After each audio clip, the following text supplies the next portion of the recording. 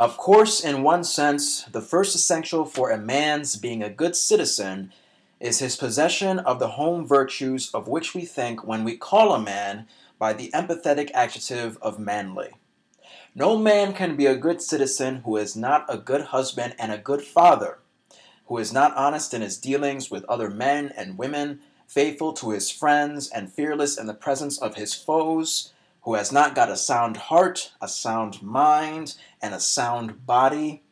Exactly as no amount of attention to civil duties will save a nation if the domestic life is undermined, or there is a lack of the rude military virtues which alone can assure a country's position in the world.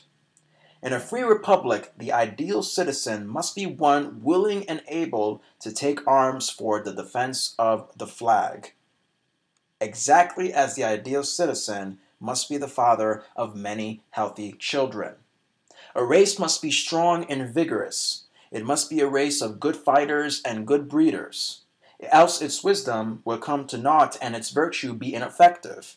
And no sweetness and delicacy, no love for or appreciation of beauty and art and literature, no capacity for building up material prosperity can possibly atone for the lack of the great virile virtues.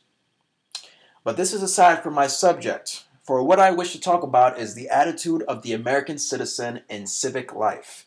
It ought to be axiomatic in this country that every man must devote a reasonable share of his time to doing his duty in the political life of the community.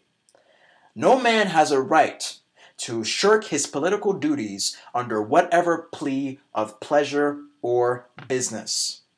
And while such shirking may be pardoned in those of small cleans, it is entirely unpardonable in those among whom it is most common, in the people whose circumstances give them freedom in the struggle for life. And so far the community grows to think rightly, it will likewise grow to regard the young man of means who shirks his duty to the state in time of peace as being only 1 degree worse than the man who thus shirks it in the time of war. A great many of our men in business, or of our young men who are bent on enjoying life, as they have a perfect right to do, if only they do not sacrifice other things to enjoyment, rather plumb themselves upon being good citizens if they even vote. Yet voting is the very least of their duties. Nothing worth gaining is ever gained without effort. You can no more have freedom without striving and suffering for it than you can win success as a banker or a lawyer without labor and effort, without self-denial in youth and the display of a ready and alert intelligence in middle age. The people who say that